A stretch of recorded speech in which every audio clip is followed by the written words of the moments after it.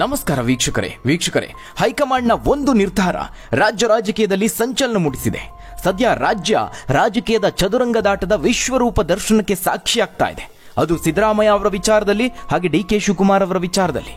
ಒಂದು ಕಡೆ ಸುರ್ಜೇವಾಲಾ ಸರ್ಜರಿ ಮುಂದುವರೆದಿದೆ, ಇತ್ತ ಬಿಜೆಪಿ ಸವಾಲಿನ ಮೇಲೆ ಸವಾಲು ಹಾಕ್ತಿದೆ. ಕಾಂಗ್ರೆಸ್ ಪಾಳ್ಯದಲ್ಲಿ ಸೆಪ್ಟೆಂಬರ್ ಕ್ರಾಂತಿ ಹಲ್ಚಲ್ ಎಬ್ಬಿಸಿದೆ. ಅದರ ಮುಂದುವರೆದ ಭಾಗವಾಗಿ ಮತ್ತಷ್ಟು ಬೆಳವಣಿಗೆಗಳಾಗ್ತಾ ಇದೆ. ಡಿಕೆ ಶಿವಕುಮಾರ್, ಸಿದ್ದರಾಮಯ್ಯ ಇಬ್ಬರು ಈಗ ದೆಹಲಿ ದಂಡಯಾತ್ರೆಯನ್ನು ಮುಂದುವರೆಸಿದ್ದಾರೆ. ಸಿದ್ದರಾಮಯ್ಯ ಅವರಿಗೆ ಬೆಂಬಲ ಕೊಡ್ತೀನಿ ಅಂತ ಹೇಳಿದ್ರು ಕೂಡ ರಂಭಾಪುರಿ ಶ್ರೀಗಳ ಹೇಳಿಕೆಗೆ ಡಿಕೆ ಅವರು ಸಹಮತವನ್ನು ವ್ಯಕ್ತಪಡಿಸಿದ್ದು ಸಿಎಂ ಬದಲಾವಣೆ ವಿಚಾರದಲ್ಲಿ ಮತ್ತೊಂದು ಸುತ್ತಿನ ಜಟಾಪಟಿಗೆ ಕಾರಣ ಆಗಿದೆ.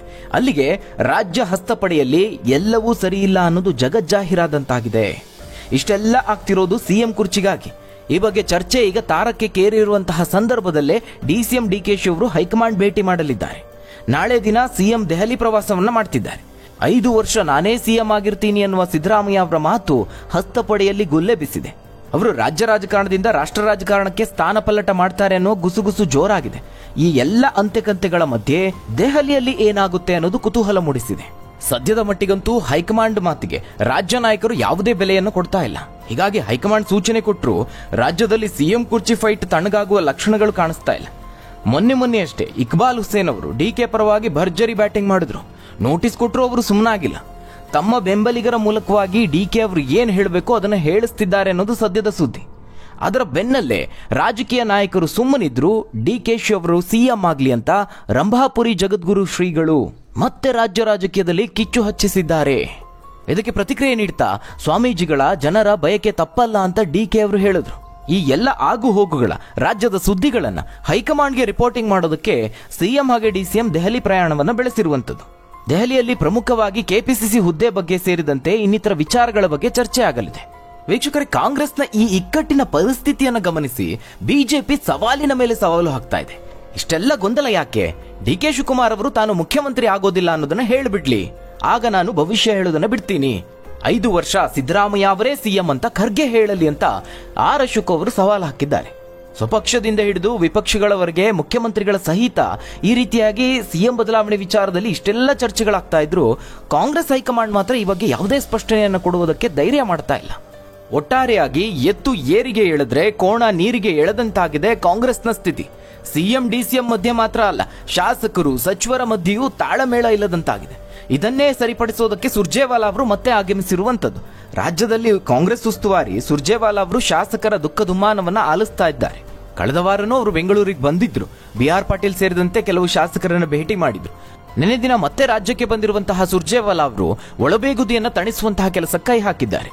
ನಿನ್ನೆ 20ಕ್ಕೂ ಹೆಚ್ಚು ಶಾಸಕರ ಜೊತೆಗೆ ಸಭೆ ನಡೆಸಿದ್ದಾರೆ. ಇವತ್ತು ಕೂಡ ಅವರು ಸುಮಾರು 20ಕ್ಕೂ ಹೆಚ್ಚು ಶಾಸಕರ ಜೊತೆ ಸಭೆ ಮಾಡಿ ದುಃಖ ದುಮ್ಮಾನಗಳನ್ನ ಆಲಿಸುವುದಕ್ಕೆ 1-to-1 ಮಾತುಕತೆಯನ್ನ ನಡೆಸಲಿದ್ದಾರೆ. ವೀಕ್ಷಕರು, ಇವೆಲ್ಲವನ್ನ ಗಮನಿಸಿದಾಗ ಡಿಕೆ ಅವರ ನಡೆನೇ ಇಲ್ಲಿ ಬಹಳ ಕುತೂಹಲವನ್ನ ಮೂಡಿಸಿರುವಂತದ್ದು. ಇದ್ದಕ್ಕಿದ್ದ ಹಾಗೆ ಸಿದ್ದರಾಮಯ್ಯ ಅವರಿಗೆ ಬೆಂಬಲ ಕೊಡ್ತೀನಿ ಅಂತ ತಣ್ಣಗಾಗಿದ್ದಾರೆ. ಆದ್ರೆ ಇದನ್ನ ಯಾರು ನಂಬೋದಕ್ಕಂತೂ ತಯಾರಿಲ್ಲ. ಯಾಕಂದ್ರೆ ಇದು ತಾಳ್ಮೆ ರೀತಿ ಇಲ್ಲ, ಪ್ರತಿತಂತ್ರದ ರೀತಿನಲ್ಲಿದೆ. ಡಿಕೆ ಅವರು ಆಕ್ರಮಣಕಾರಿ ರಾಜಕಾರಣಕ್ಕೆ ಹೆಸರಾದಂತವರು, ಇದನ್ನ ನಾವು ಗಮನಿಸಬೇಕು. ಮುಖ್ಯಮಂತ್ರಿ ಪಟ್ಟದ ಅಧಿಕಾರ ಹಂಚಿಕೆ ವಿಚಾರದಲ್ಲಿ ಡಿಕೆ ಅವರು ಈ ಅತ್ಯಂತ ತಾಳ್ಮೆಯ ಮತ್ತು ನಿಧಾನಗತಿಯ ಹೆಜ್ಜೆ ಇಡ್ತಿರೋದ್ರ ಹಿಂದೆ ಹಲವು ಕಾರಣಗಳಿದೆ. ಅಧಿಕಾರ ಪಡೆಯೋದಕ್ಕೆ ಸಿದ್ದರಾಮಯ್ಯ ಅವರ ಜೊತೆ ಸಂಘರ್ಷಕ್ಕಿಳಿಯೋದಕ್ಕಿಂತ ಅವರ ಜೊತೆಗೆ ಉತ್ತಮ ಸಂಬಂಧವನ್ನು ಇಟ್ಕೊಂಡು ಮನವೊಲಿಸಿ ಅಧಿಕಾರವನ್ನು ಪಡೆದುಕೊಳ್ಳುವಂತಹ ಜಾಣ್ಮೆ ಅವರದ್ದು. ಈ ಕಡೆ ಸಿದ್ದರಾಮಯ್ಯ ಅವರ ಮನವೊಲಿಸಬೇಕು, ಆ ಕಡೆ ಹೈಕಮಾಂಡ್ಗೆ ಒತ್ತಡವನ್ನು ತರಬೇಕು. ಇದೊಂದೇ ಈಗ ಉಳಿದಿರುವಂತಹ ಮಾರ್ಗ ಅನ್ನೋದು ಡಿಕೆ ಅವರಿಗೂ ಅರ್ಥವಾದಂತೆ ಕಾಣಿಸ್ತಾ ಇದೆ. ಇದೇ ಕಾರಣಕ್ಕೆ ಪಕ್ಷದೊಳಗಿರುವ ಸಿದ್ದರಾಮಯ್ಯ ಅವರ ಬೆಂಬಲಿಗರಿಂದ ಅದೆಷ್ಟೇ ಪ್ರಚೋದನೆ ಎದುರಾದ್ರೂ ಆವೇಶದ ಉತ್ತರವನ್ನು ಕೊಡ್ತಾ ಇಲ್ಲ. ಬದಲಾಗಿ ಅದ್ಯಾವುದು ಮುಖ್ಯ ವಿಚಾರ ಅಲ್ಲ ಅನ್ನೋ ರೀತಿಯಲ್ಲಿ ಡಿಕೆ ಅವರು ಪ್ರತಿಕ್ರಿಯಿಸ್ತಾ ಇದ್ದಾರೆ. ವೀಕ್ಷಕರೇ, ಈ ಕುರ್ಚಿ ಆಟದಲ್ಲಿ ಹೈಕಮಾಂಡ್ ಎಷ್ಟೇ ಮಾಡಿದ್ರೂ ಆಟಕ್ಕುಂಟು ಲೆಕ್ಕಕ್ಕಿಲ್ಲ ಅಂತ ಹೇಳ್ಬೋದು.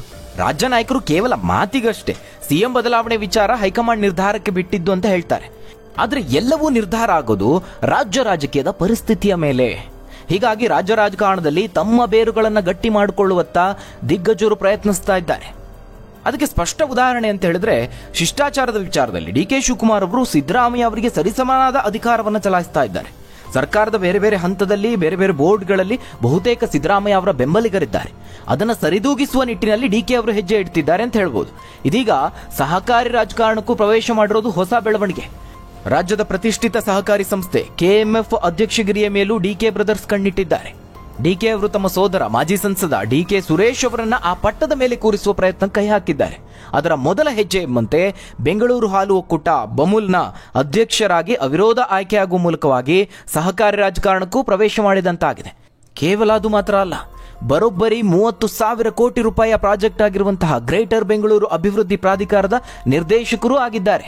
ಮುಂದೆ ಇದೇ ಪ್ರಾಧಿಕಾರದ ಅಧ್ಯಕ್ಷ ಹುದ್ದೆಯ ಮೇಲೂ ಹಾಗೆ KMF ಅಧ್ಯಕ್ಷ ಹುದ್ದೆಯ ಮೇಲೂ ಡಿಕೆ ಬ್ರದರ್ಸ್ ಕಣ್ಣಿಟ್ಟಿದ್ದಾರೆ.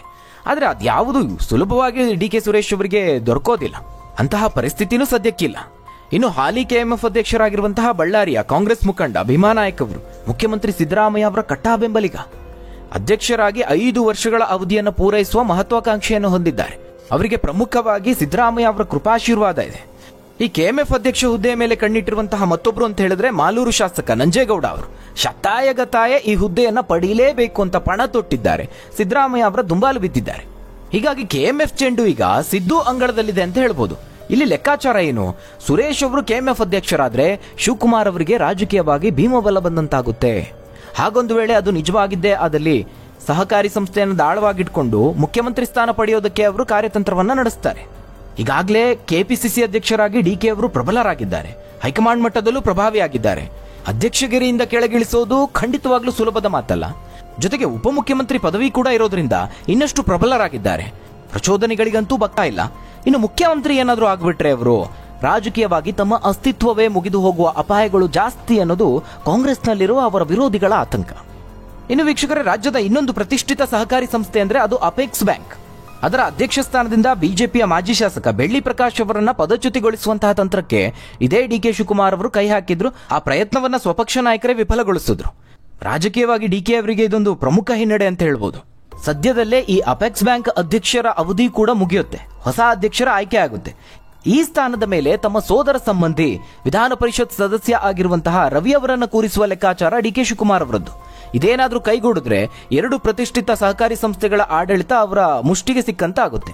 ಆಗ ಅವರು ರಾಜಕೀಯವಾಗಿ ಇನ್ನಷ್ಟು ಪ್ರಬಲರಾಗ್ತಾರೆ. ಈ ಎಲ್ಲಾ ರಾಜಕೀಯ ಮೇಲಾಟವನ್ನ ಸೂಕ್ಷ್ಮವಾಗಿ ಗಮನಿಸಿದ್ರೆ ಇತ್ತೀಚಿನ ದಿನದಲ್ಲಿ ಸಿದ್ದರಾಮಯ್ಯ ಅವರೇ ಸ್ವಲ್ಪ ಲಯ ಕಳೆದುಕೊಳ್ತಿದ್ದಾರೆ ಅಂತ ಕಾಣಿಸ್ತಾ ಇದೆ. ಕೆಲವೊಂದಷ್ಟು ಬೇಡದೇ ಇರುವಂತಹ ಹೇಳಿಕೆಗಳಿಂದ ಅವರು ವಿವಾದಗಳಿಗೆ ಗುರಿಯಾಗ್ತಾ ಇದ್ದಾರೆ. ಇನ್ನು ಮಾಧ್ಯಮಗಳ ಮುಂದೆ ಎದುರಾಗುವಂತಹ ಪ್ರಶ್ನೆಗಳಿಗೆ ಸಹನೆಯನ್ನೇ ಕಳೆದುಕೊಳ್ತಾ ಇದ್ದಾರೆ. ಅಂದ್ರೆ ಇವೆಲ್ಲವೂ ಅನಗತ್ಯ. ಒಬ್ಬ ಪಳಗಿದ ನಾಯಕನಿಗಿರಬೇಕಾದಂತಹ ಸೂಕ್ಷ್ಮತೆ ಆಗಿರ್ಬೋದು, ಆ ತಾಳ್ಮೆ ಇತ್ತೀಚೆಗೆ ಅವರಲ್ಲಿ ಕಾಣಿಸ್ತಾ ಇಲ್ಲ. ಪ್ರಮುಖವಾಗಿ ಅಸಹನೆಯ ಚಡಪಟಿಕೆ ಅವರಲ್ಲಿ ಕಾಣಿಸ್ತಾ ಇದೆ. ಪಕ್ಷದೊಳಗಿರುವಂತಹ ಆಂತರಿಕ ಬಿಕ್ಕಟ್ಟು, ಈ ಭಿನ್ನಮತ ಅವರನ್ನ ಈ ಪರಿಸ್ಥಿತಿಗೆ ದೂಡಿರಲೂಬಹುದು.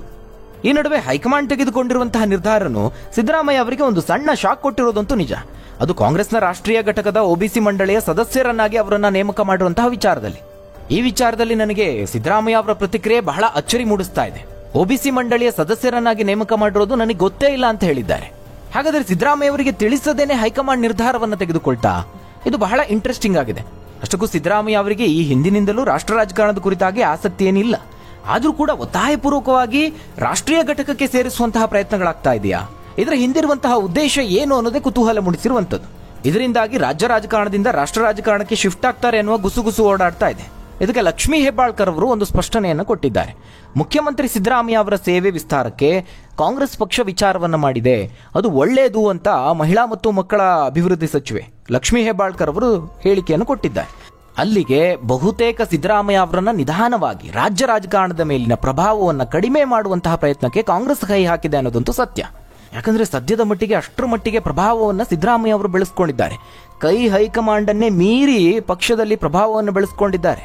ಭವಿಷ್ಯದ ದೃಷ್ಟಿಯಿಂದ ಅದನ್ನು ಕಡಿಮೆ ಮಾಡಲೇಬೇಕಾದಂತಹ ಅನಿವಾರ್ಯ ಪರಿಸ್ಥಿತಿಗೆ ಹೈಕಮಾಂಡ್ ತಲುಪಿದೆ. ಆ ನಿಟ್ಟಿನಲ್ಲೇ ಈ ಕೆಲಸಕ್ಕೆ ಕೈ ಹಾಕಿರಬಹುದು. ಇದು ಒತ್ತಾಯಪೂರ್ವಕ ಅನ್ನೋದು ಸಿದ್ದರಾಮಯ್ಯ ಅವರ ಮಾತುಗಳಲ್ಲೇ ವ್ಯಕ್ತವಾಗ್ತಾ ಇದೆ. ಅವರಿಗೆ ಗೊತ್ತಿಲ್ಲದೇನೆ ಹೈಕಮಾಂಡ್ OBC ಘಟಕದ ಅಧ್ಯಕ್ಷರನ್ನಾಗಿ ನೇಮಕ ಮಾಡ್ತಾ?